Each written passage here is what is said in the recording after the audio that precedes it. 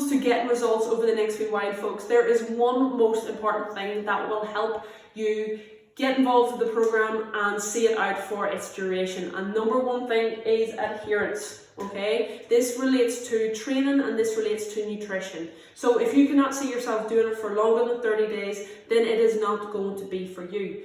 Yes, given it at the start, it might take a wee bit of time to adjust and get out of your old habit patterns.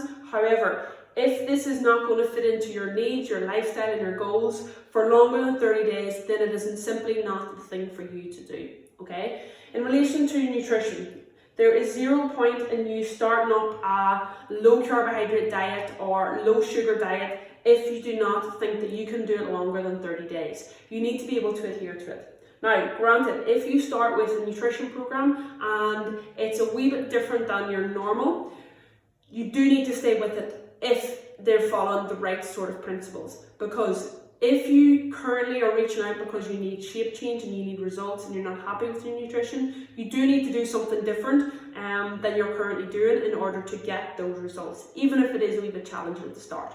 But you need to be able to see yourself doing it for longer than a short time period.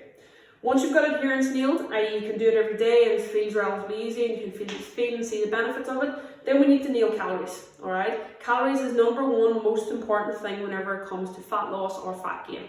If you are lowering your activity levels due to being stuck at home, then you might need to think about lowering your calories. You cannot work off the same amount of calories if your energy output is a lot different. Likewise, if you're increasing your calories because you're bored of eating, then you need to think about increasing your activity level, whether that be just by doing more steps or doing an additional form of physical activity on a daily basis. So you need to take this into consideration. If after the next 3 to 4 days, up to a week, then you found that you have put on body weight, it's simply because you're maybe a wee bit less active. So you need to think about increasing your activity levels or either dropping your calories, whatever works best for you. Again, whatever you can adhere to. So calories, whenever it comes to calories, everybody's going to have a different calorie allowance and you have to figure this out yourself. If you want to go onto my website, sarahconnellyperformance.com, then you can figure out how many calories you should be on a daily basis, or you can just simply drop me a message. If you do want to track your calories, you simply download an app called MyFitnessPal and you simply track your calories for a week. And if at the end of the week you've put on weight, then you need to pull back in calories. If you've lost weight and that's your goal, then that's where you simply adhere to. Calories comes in all forms of things. So again, you're thinking about your proteins, your fats, your carbohydrates, and also your alcohol. So it's important the minute that you're learning how to track all those different types of foods so that you have more control over whether you're able to adhere to a diet and whether you're actually getting results. Once you've got your calories nailed down, again, there's lots of different ways as you can do this. You can think about a daily calorie allowance, i.e. the same calories every day, or you can allow yourself higher calorie days and lower calorie days as long as your weekly calories are all in point. Once you've got your calories nailed, then you need to think about your macronutrients. This is the second most important thing. Whenever it comes to macronutrients, you've got 3 main macronutrients. You've got your proteins, your carbs, and your fats. Alcohol is one as well, but again, we will try to monitor that ourselves and make sensible choices around that. Once it comes to your macronutrients, you've got 2 essential ones in the form of protein and fats. Carbohydrates are non-essential, however, that is not a reason not to include them. You just need to be mindful that you're not over-consuming them.